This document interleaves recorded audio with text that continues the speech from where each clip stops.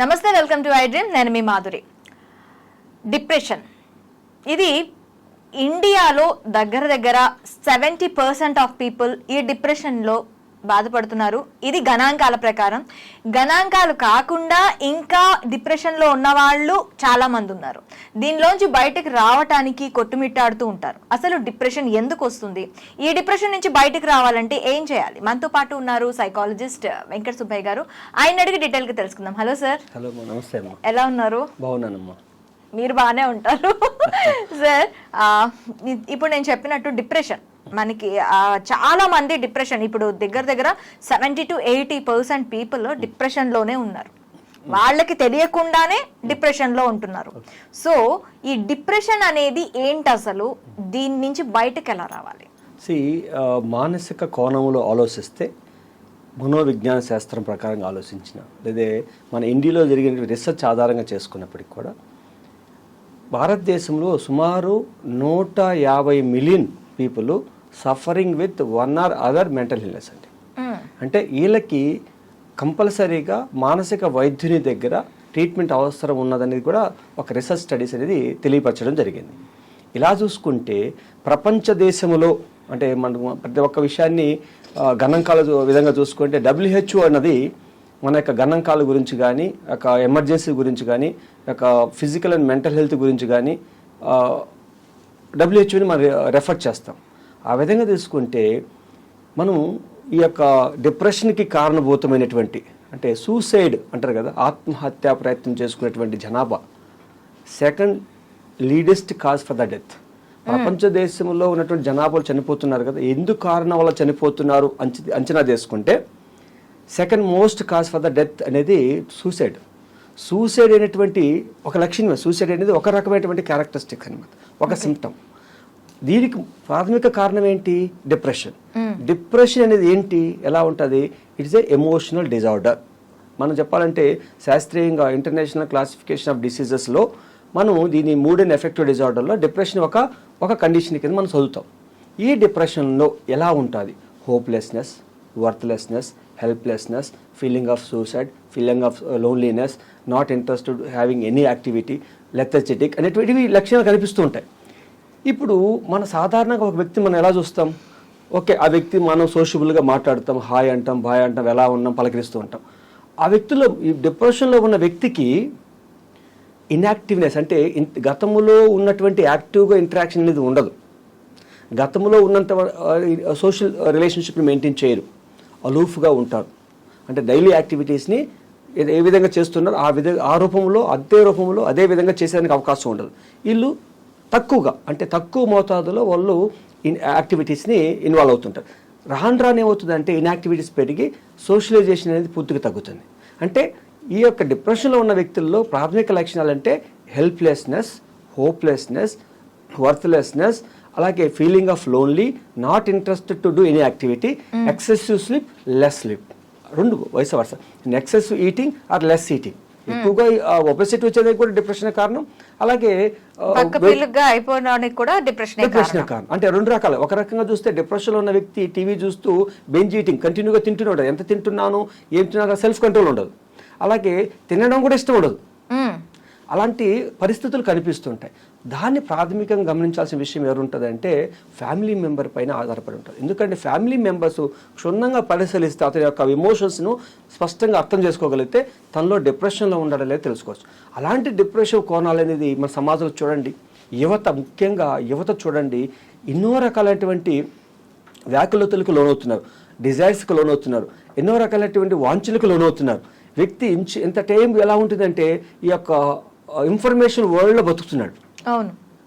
ఎలాంటి వరల్డ్ ఇది చూడండి. ఒకప్పుడు ప్రపంచంలో ఈ రంగంలో ముందుకు రావాలి, ఈ రంగంలో ముందుకు రావాలని టెక్నాలజీ ఫస్ట్ మనం ఇండస్ట్రియలైజేషన్ తీసుకొచ్చినాం. ఇండస్ట్రియలైజేషన్ టెక్నాలజీ తీసుకొచ్చినాం. టెక్నాలజీ తర్వాత ఇప్పుడు ఇన్ఫర్మేషన్ వరల్డ్ మొదలవుతుంది. ఇన్ఫర్మేషన్ వరల్డ్ ఏంటి? ఒక వ్యక్తికి మోతాది మించి, ఒక వ్యక్తి ఒక రోజు కావాల్సినటువంటి మోతాది మించి అతి మోతాదు లకంగా ఇన్ఫర్మేషన్ లోడ్ అవుతుంది. ఆ యొక్క ఇన్ఫర్మేషన్ కనుగొన్న వ్యక్తి ఏం చేస్తాడంటే తన యొక్క పరిధిని పెంచుకుంటూ పోతాడు. ఆ పరిధిలో తన యొక్క శక్తి సామర్థ్యాలని గమనించలేనటువంటి స్థితి. అంటే నీ శక్తి ఎంత, సామర్థ్యం ఎంత, నీ యొక్క పరిధి ఎంత, పరిమితి ఎంత అనేది తెలియదు. నీ పరిధిని మించి మీరు ఎప్పుడైతే దాటిపోతారో అప్పుడు మీకున్నటువంటి ఆలోచన మీ ప్రవర్తనకు మధ్య తారతమ్యత పెరుగుతుంది. అప్పుడు సాధించలేనప్పుడు వ్యక్తి ఎమోషనల్కి లోనవుతుంటారు. ఉదాహరణకి మీరు నాకు ఫోన్ చేసి వెంకట సుబ్బయ్య గారు రాండి అన్న, నేను వస్తానమ్మా, ఒక 1/2 అవర్లో వస్తానన్నాను. కానీ నా సర్కమ్స్టెన్సెస్ ఏంటి అంటే నేను ఒక 1/2 అవర్లో రాగలిగేటువంటి డిస్టెన్సే, కానీ వచ్చే సమయంలో ఎన్ని రకాలంటే ఆటంకాలు కలుగుతాయి నేను ఎక్స్పెక్ట్ చేయలేను కదా. అవును, నేను ఎక్స్పెక్ట్ చేయలేదు. అలాంటి పరిస్థితులు ఉన్నప్పుడు నేను ఒక స్ట్రెస్కి లోనవుతాను. ఆ స్ట్రెస్ కూడా క్రమంగా ప్రతిరోజు ప్రతి సమయం ప్రతి విషయంలో కలిగిందంటే కూడా డిప్రెషన్లో అవకాశం ఉంటుంది. అంటే డిప్రెషన్కి కారణం ఏంటంటే వ్యక్తి యొక్క పర్సెప్షువల్ విధానం, తన యొక్క శక్తి సామర్థ్యాలను అర్థం చేసుకోకుండా కోరికలు పెంచుకోవడం, ఆ కోరికలు తీరకపోతే తన జీవితము అక్కడికి ఆగిపోయినటువంటి భావన కలిగి ఉండడం, ఇకపోతే సామాజిక పరిస్థితులు అంటే నేను వేరు మీరు వేరు, నా అవసరాలు వేరు మీ అవసరాలు వేరు, మీరు ఉండే విధానం మీ లైఫ్ స్టైల్ వేరు నా లైఫ్ స్టైల్ వేరు, మీ లైఫ్ స్టైల్కి నేను కావాలనుకోవడం, డిజైన్ పొందడం, నా యొక్క శక్తి సామర్థ్యాలు మర్చిపోవడం, ఏదో ఒక రూపంలో నీ స్థాయికి దేరాలనేటువంటి వక్ర బుద్ధులు ఆలోచించుకోవడం, ప్రయత్నం చేయడం, దాంట్లో ఒడిదుడుకులు వస్తే తిరిగి నేను లైఫ్లో నేనేం సాధించలేనటువంటి భావన కలగడం. ఉదాహరణ చూడండి, స్కూల్ పిల్లలు ఇప్పుడు ఎగ్జామ్స్ రాశారు, రిజల్ట్స్ వస్తాయి. రిజల్ట్స్ వచ్చినప్పుడు కొంత పర్సెంటేజ్ పిల్లలు ఆత్మహత్య చేసుకుంటారని మనం వింటూనే ఉంటున్నాం. ప్రతి సంవత్సరం ఇదే జరుగుతూ ఉంటుంది. ఎందుకు అలా జరుగుతుంది? వాస్తవానికి పిల్లవాడు ఏం చేస్తున్నాడంటే తను స్కూల్లో జాయిన్ అవుతున్నాడు. జాయిన్ అయిన తర్వాత ఎప్పుడు చదువుతున్నాడు? ఎగ్జామ్ టైం టేబుల్ వచ్చినప్పటి నుంచి చదువుతున్నాడు. అంటే రోజు క్లాసుకి పోతాడు, వింటాడు, అప్పటికి అయిపోతుంది. కానీ విద్యా విధానములో ఎప్పుడైతే జూనో జూలై ఆగస్టు సెప్టెంబర్లో కాలేజీలో స్కూల్లో జాయిన్ అయినప్పటి నుంచి తన యొక్క కర్తవ్యాన్ని నిర్వర్తించాలి. ఆ యొక్క నిర్వర్తన అనేది నిర్లక్ష్యం చేయబడి ఎప్పుడైతే ఎగ్జామ్ టైం టేబుల్ వస్తుందో అప్పుడు ఒక్కసారిగా తన యొక్క కర్తవ్యాన్ని గుర్తించి అప్పుడు ప్రారంభించినప్పుడు ఆ యొక్క 10 months ప్రోగ్రామ్ ఒక్కసారిగా చదవడం అనేది బర్డెన్ ఏర్పడినప్పుడు తను రాణించలేనప్పుడు తన శాశక్తుల ప్రయత్నిస్తాడు. ప్రయత్నించే ఫలితం ఎట్లా ఎక్స్పెక్ట్ చేస్తావు? నీ యొక్క ప్రయత్నానికి అనుగుణంగా నువ్వు కానీ ఫలితాన్ని ఎలా ఎక్స్పెక్ట్ చేస్తున్నా? ఫస్ట్ ర్యాంక్ రావాలి, నాకు టాప్లో ఉండాలనేది ఎక్స్పెక్ట్ చేస్తున్నారు. ఎందుకు? సోషల్ కంపారిజన్ వల్ల. దాని వలన తన యొక్క సొసైటీలో నేను ఫెయిల్ అయిపోతే ముఖం ఎలా చూపించాలి, తల్లిదండ్రులకు ఎలా చెప్పాలి, ఫ్రెండ్స్కి చెప్పాలి అనేటువంటి సంకుచిత భావంతో వ్యక్తి తన ఈ యొక్క సొసైటీలో ఎక్స్పెక్టేషన్స్కి దూరం కావాలనే ఉద్దేశంతో ఆత్మహత్య చేసుకున్నాడు. దీనికి కారణం ఏంటి? సరైనటువంటి వ్యక్తిత్వ ప్రణాళిక లేకపోవడం. ఇది కూడా డిప్రెషన్కి లోనవుతుంటారు. ఇకపోతే ఉద్యోగాలు చూడండి, సుమారు 1 సంవత్సరానికి ఒక తెలంగాణలోనే ఒక తెలుగు రాష్ట్రాల్లోనే ఎన్ని లక్షల మంది ఇంజనీరింగ్ గ్రాడ్యుయేట్స్ అవుతున్నారండి. దీనికి సమానంగా ఇంజనీరింగ్ జాబ్స్ ఉంటాయండి? ఉండవు. ఈరోజు మెడికల్ ప్రొఫెషన్ కూడా అదే పరిస్థితికి వస్తుంది. ఓకే, అది పరిస్థితి. ఎంబీబీఎస్ ఒకప్పుడు ఎంబీబీఎస్ డాక్టర్ అంటేనే చాలా డిమాండ్ ఉండేది. పాపం 1 లక్ష రూపాయలు 1.5 లక్షలు సంపాదించగలుగుతారని ఒక నమ్మకం ఉంది. ఒక 30,000 రూపాయలు కూడా ఒక డ్యూటీ డాక్టర్లుగా పనిచేసుకునే స్థితిలో ఉన్నారు. అంటే కారణం ఏంటి? నీకు పబ్లిక్లో డిమాండ్కి అనుగుణంగా వృత్తి నిపుణులు కావాలి. ఈ యొక్క డిమాండ్ తక్కువ ఉంది, వృత్తి నిపుణులు ఎక్కువ ఉన్నారు.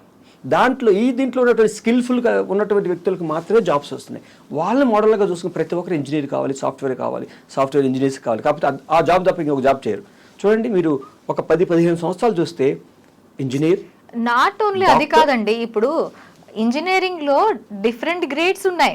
మెకానికల్ అని, ఎలక్ట్రికల్ అని, సివిల్ అని, ఇవన్నీ కూడా మళ్ళీ సాఫ్ట్వేర్ వైపే అవుతున్నారు. అక్కడ ఉద్యోగ కల్పన అనేది ఉండట్లేదు.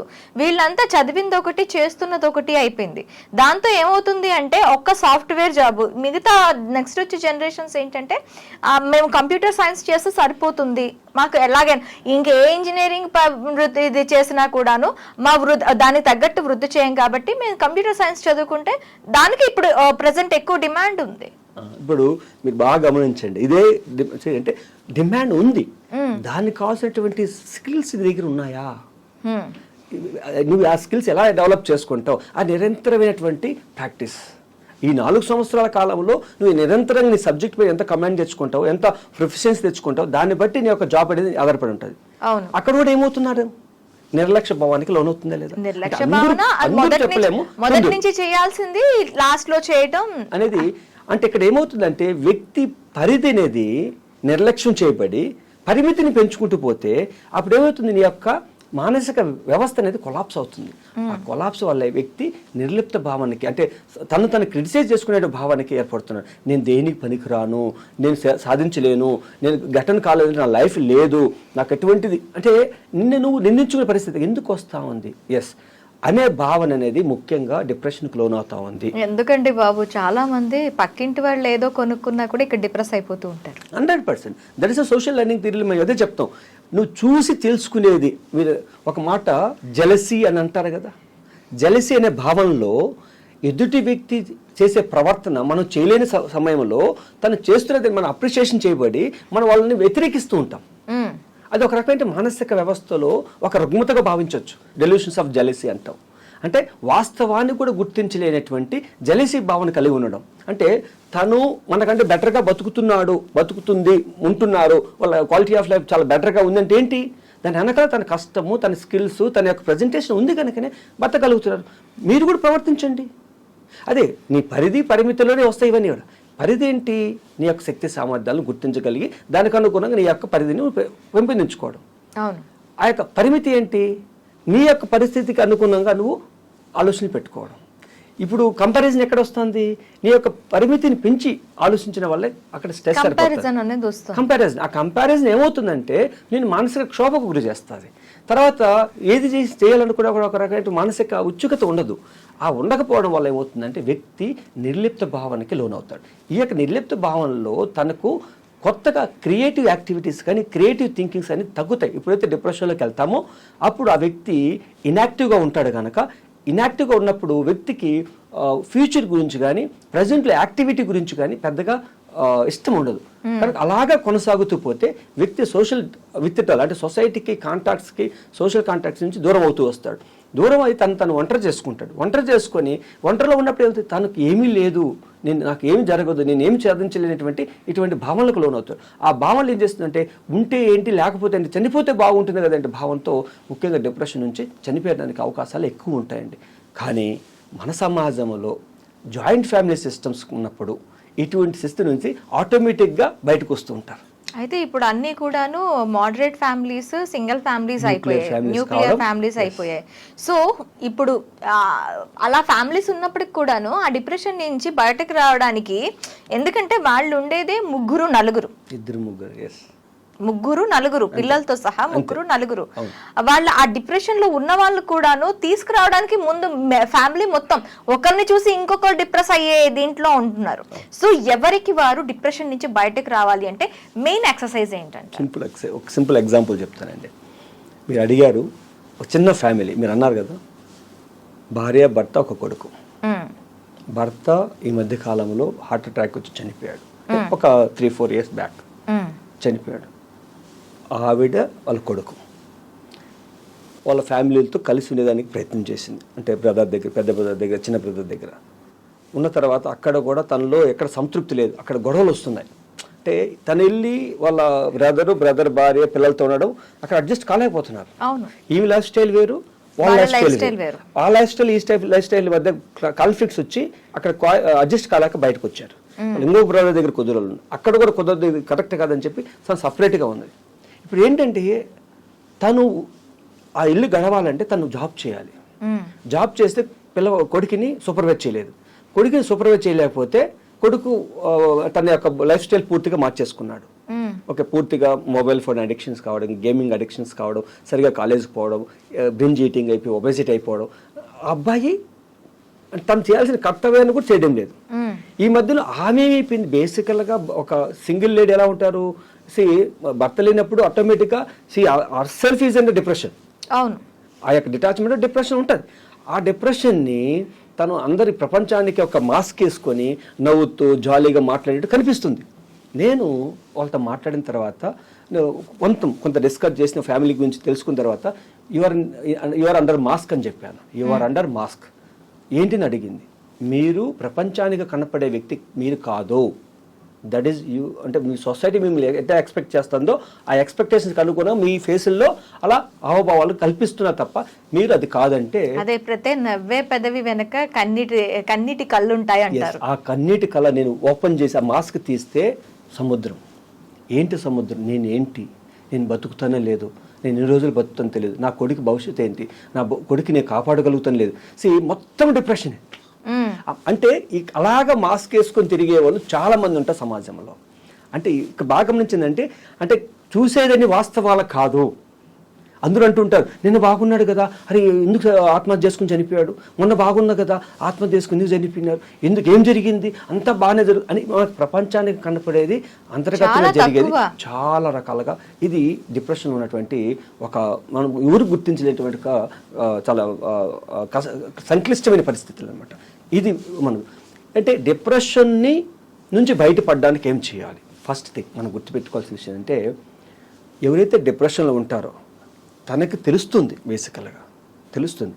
ఆ యొక్క డిప్రెషన్లో విన్న వ్యక్తి తెలుస్తున్నప్పుడు తను ఒంటరి చేసుకునేటువంటి యాక్టివిటీ జరుగుతున్నప్పుడు ఫస్ట్ ఆ ఒంటరితనం నుంచి బయటకు వచ్చేదానికి ఇన్యాక్టివ్ యాక్టివిటీస్ చేయాలి. ఇన్యాక్టివ్ యాక్టివిటీస్ అంటే మీరు యాక్టివ్ ఒకసారి ఫంక్షన్ జరుగుతుందండి, you are not active responsible candidate, కానీ యాక్టివ్ రెస్పాన్సిబిలిటీ తీసుకునే వ్యక్తితో మీరు పక్కన ఉండాలి.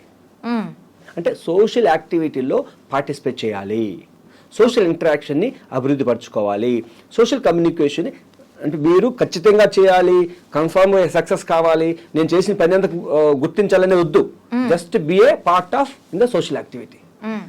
మినిమం 5 మెంబర్స్ నుంచి 10 మెంబర్స్ మధ్యలో మాట్లాడాలి. ఉన్న 4 గోళ్ల మధ్య కాకుండా 4 స్తంభాల మధ్య, అంటే బయటకు వచ్చి ప్రపంచాన్ని చూడాలి. ఎప్పుడు ఇంటికి పరిమితం కాకూడదు, బయటికి రావాలి. అలాగే మనసుకు బాధ అనిపించినప్పుడు నీకు తెలిసిన ఫ్రెండ్ ఎవరైతే చిన్నప్పుడు ఫ్రెండ్ కానీ ఎప్పుడో ఫ్రెండ్ కానీ ఏదో కొంత కాంటాక్ట్ నెంబర్ ఉంటే యూ హ్యావ్ టు కాంటాక్ట్. ఇవి యాక్టివిటీలో మనం చేసేటువంటి ప్రాథమికమైనటువంటి మార్పు అండి. అంటే ఇంటి నుంచి బయటకు తీసుకురావాలి. చూడండి, డిప్రెషన్లో ఉన్నవారు బెడ్ పైనే ఉంటారు, బెడ్ పైన టిఫిన్ చేస్తారు, బెడ్ పైన లంచ్ చేస్తారు, బెడ్ పైన డిన్నర్ చేస్తారు, బెడ్ పైన పడుకుంటారు. They don't want away from the bed. మనం ఏం చేస్తున్నాం, మీరు ఇంట్లో యాక్టివిటీస్లో మీరు పాలు పంచుకోవాలని చెప్తున్నాం, తల్లి కానీ తండ్రి కానీ మీరు. అలాగే మీ ఫ్రెండ్స్తో సోషల్ యాక్టివిటీలో మీ ఫ్యామిలీ మెంబర్స్ జస్ట్ వెళ్ళి బయటకు వచ్చి జస్ట్ పార్టిసిపేట్ చేయమని, అంటే no responsible but be a part of it అని చెప్తున్నాం. ఇకపోతే ఇది సోషల్ యాక్టివిటీలు ప్రాథమికంగా. రెండోది ఏంటంటే, మీరు డిప్రెషన్ నుంచి బయటికి రావాలంటే ఫిజికల్ యాక్టివిటీ అనేది చాలా ప్రాథమికంగా ఉపయోగపడుతుంది. మీ యొక్క సెరోటోనిన్, డోపామిన్ అనేటువంటి న్యూరో ట్రాన్స్మిటర్లో మార్పు రావాలంటే daily 45 minutes to 1 hour physical activity అనేది మార్నింగ్ కానీ ఈవినింగ్ కానీ చేయగలిగితే దాని యొక్క న్యూరో ట్రాన్స్మిటర్ యొక్క ఇంబ్యాలెన్స్ని బ్యాలెన్స్ చేసేందుకు అవకాశం ఉంటుంది. ఇక మీరు చేయలేని పరిస్థితుల్లో ఉంటే, అంటే మీరు ఈ యొక్క స్థితిని చేయలేని, మీరు ఓన్గా చేసుకోలేకపోతారు, ఇనిషియేషన్ రావడం లేదు, ఎన్హోడోనీగా ఉన్నారు అన్నప్పుడు మనం ఏం చేయాలంటే మెంటల్ హెల్త్ ప్రొఫెషనల్స్ కలిసి దానికి కావాల్సిన సిస్టమేటిక్ థెరపీస్ ఉన్నాయండి. మైల్డ్ మోడరేట్ లెవెల్లో ఉన్నాయంటే కాగ్నిటివ్ బిహేవియర్ థెరపీ అండ్ అలాగే ఇటు సిస్టమేటిక్ థెరపీస్ ఉన్నాయండి. అంటే కాగ్నిటివ్ బిహేవియర్ థెరపీ అంటే బిహేవియర్ ద్వారా మీలో వచ్చే ఆలోచన తీరును మార్చి మీ యొక్క లైఫ్ స్టైల్ మాడిఫికేషన్ చేయడం ముఖ్య కర్తవ్యంతో చేసేటువంటి థెరపీ అండి. ఇది చాలా ఉపయోగపడుతుంది. ఇక మైండ్ఫుల్నెస్ బేస్డ్ కాగ్నిటివ్ థెరపీ అండి. మైండ్ఫుల్నెస్ బేస్డ్ కాగ్నిటివ్ థెరపీ అనేది కూడా చాలా ఉపయోగపడుతుంది. అంటే ఏంటి మైండ్ఫుల్నెస్ బేస్డ్ కాగ్నిటివ్ థెరపీ? ఒక వ్యక్తికి ఎన్నో సమస్యలు ఉంటాయి, ఎన్నో ఆలోచనలు ఉంటాయి, ఈ ఆలోచన థాట్స్ అనేవి వస్తూ ఉంటాయి, నెగిటివ్ థాట్స్ కానీ positive. Let it come and go. Unconditionally you should allow the thought and it will pass. Thought will not sustain for ever. చూడండి, ఒక సరాసరి ఒక వ్యక్తికి 70 నుంచి 80 వేల థాట్స్ వస్తాయి ఒకరోజు. నేను అబ్జల్యూట్లీ చెప్పలేను, కానీ ఒక సుమారు ఒక 75,000 నుంచి 80,000 థాట్స్ వస్తాయి. అన్ని థాట్స్ వస్తాయి అని ఆలోచిస్తాను. మీకు దాంట్లో యాక్టివిటీ చేసేటివి కొన్ని మాత్రమే మీకు ప్రభావితం చేస్తూ ఉంటాయి. ఆ కొన్నిటి వల్ల మీరు బాధపడుతుంటారు. ఆ కొన్నిటి నుంచి మీరు బయటపడాలంటే మీరు ఏం చేయాలంటే let it come and go. ఇది యాక్చువల్గా ఈ మైండ్ఫుల్నెస్ కాగ్నిటివ్ థెరపీస్ అనేది ఎలా ఉంటుందంటే, మనం బుద్ధిస్ట్ కాన్సెప్ట్ మనం చూడగలిగితే, వినగలిగితే, చదవగలిగితే, unconditional concentration on what you are doing it. ఇప్పుడు మీరు చేసే పని పైన ఎటువంటి కండిషన్ లేకుండా చేయడం. ఇప్పుడు మీకు ఒక నెగిటివ్ థాట్ వచ్చినప్పుడు మీకు బాధ అనిపించింది, తర్వాత దాన్ని అలా పరిశీలిస్తూ ఉంటాం, వెళ్ళిపోతుంది. అలాగా మీరు గాలి పీల్చుకుంటున్నారు, నెమ్మదిగా గాలి పీల్చుకుంటే గాలి శ్వాస ఎలా నోసల్ ట్రాక్ నుంచి చెస్ట్లోకి వెళ్తుంది, లంగ్స్లోకి వెళ్తుంది, బాడీలోకి వెళ్తుంది, అలా ఎలా బయటికి పోతుంది, జస్ట్ పరిశీలించడమే. Without any condition. ఇలా జరగాలి, అలా జరగాలి, ఇలా రావాలి, అలా రావాలి, no conditions. Just it go, come and go. Simple logic. ఈ మైండ్ఫుల్నెస్ బేస్డ్ కాగ్నిటివ్ థెరపీలో మేము ఏం చెప్తామంటే, సింపుల్ లాజిక్. మీరు ఒక పెద్ద హిల్ స్టేషన్ పైన నిలబడుకో ఉంటే ఆ హిల్ స్టేషన్ ఎలా ఉంటుందంటే చాలా పచ్చగా చెట్లతోనూ, చాలా ఎత్తైనటువంటి చెట్లతోనూ, చాలా మబ్బులతో అలా ఉంటుంది కదా, అటువంటి ప్రదేశం మీరు నిలబడుకో చూస్తూ ఉన్నప్పుడు ఆ చెట్లు వెనకాల క్లౌడ్స్ వెళ్ళిపోతూ ఉన్నట్టు గమనిస్తూ ఉంటే మీ నెగిటివ్ థాట్ని ఆ యొక్క క్లౌడ్స్ పైన ప్రజెంటేషన్ చేసి, అంటే మీ యొక్క నెగిటివ్ థాటే ఆ యొక్క క్లౌడ్ అనుకుంటే ఆ క్లౌడ్ ఎలా ఉంటుంది, వెళ్ళిపోతుంటుంది. అలాగే యూ జస్ట్ అబ్జర్వ్ ఇట్, అలా వెళ్ళిపోతుంటాయి. మీ నెగిటివ్ థాట్స్ అన్ని కూడా మీలో బాధాకరంగా ఇబ్బందికరంగా ఉన్న ఆలోచనలన్నింటిని కూడా ఆ యొక్క క్లౌడ్స్ పైన అలాగా స్కాన్ చేసేయండి. ఎన్ని థాట్స్ వస్తే put on the cloud, see and observe it and concentrate on the breath, అంతే. అలా అవుతుంది. After some time you are not getting any thoughts. Sudden time period తర్వాత సార్ నాకేం అనిపించడం లేదు, లెట్స్ గో హెడ్, రిలాక్స్. అంటే ఇక్కడ ఏమవుతుందంటే వ్యక్తి ప్రతి ఒక్కరికి ఆలోచనలు వస్తాయి. ఆలోచన మీరు ప్రతిస్పందించినప్పుడే ఇది సమస్యాత్మకంగా మారుతుంది. ప్రతిస్పందన మీరు యాక్షన్ కంట్రోల్ చేస్తే the thought will come and go. Then what is the effect? ఇప్పుడు మీరు నన్ను తిట్టారండి, బాగా తిట్టేసినారు, నేను హ్యాపీగా మిమ్మల్ని చూస్తూ నిలబడుకున్నాను. తిట్టినారా మీకు ఏమనిపిస్తుంది? ఇంకెంత తిట్టినా ఇంతే అని చెప్పి పక్కకి వెళ్ళిపోతాను. ఏం తిట్టేది ఆయన ప్రతిస్పందించి ఇప్పుడు మనం ఏం చేస్తున్నాం? ఏం చేయట్లేదు. ఇప్పుడు నేను కూడా అదే చేస్తున్నాను. మైండ్ఫుల్నెస్ కాగ్నిటివ్ థెరపీలో నేను చేస్తున్నానంటే the thought will come, it will give some emotion, it will give some feelings, it will give some sort of actions. I'm not responding the action. After some time it will go, it will not sustain. కొంతకాలం తర్వాత ఏమవుతుందంటే ఎటువంటిది వచ్చినా కూడా ప్రతిస్పందించడు. అదే మన జిడ్డు కృష్ణమూర్తి గారు కూడా ఫిలాసఫీలో అదే చెప్తారు. Why you are reacting it. ఫిలాసఫీలో అదే చెప్తారు. ఎందుకు నువ్వు ప్రతిస్పందిస్తావు, ఎందుకు రియాక్ట్ అవుతున్నావు, జరుగుతుంది, జరగడం మానుతుందా? జరుగుతుంది. Just observe it. అది ఇది మైండ్ఫుల్నెస్ కాగ్నిటివ్ థెరపీలో అద్భుతమైన విషయం ఏంటంటే ఈ మైల్డ్ మోడరేట్ లెవెల్ ఆఫ్ డిప్రెషన్ని ఈ యొక్క థెరపీ ద్వారా చాలా ఎఫెక్టివ్గా ట్రీట్మెంట్ చేయొచ్చు. ఇంకా సివియర్ కండిషన్లో ఉండి సూసైడల్ టెండెన్సీ సివియర్గా ఉన్నప్పుడు, రిస్క్ ఉన్నప్పుడు, అప్పుడు ఎటువంటి నిర్లక్ష్యం చేయకుండా ఎఫెక్టివ్ మెడికల్ ట్రీట్మెంట్ ఉన్నాయండి. ఇప్పుడు ఒకప్పుడైతే తక్కువ ఉండే, ఇప్పుడు చాలా ట్రీట్మెంట్స్ ఉంటాయి. మంచి మెడిసిన్స్, ఎఫెక్టివ్ మెడిసిన్స్ వచ్చాయి. ఆ మెడిసిన్స్ సైకియాట్రిస్ట్ ఇస్తారు.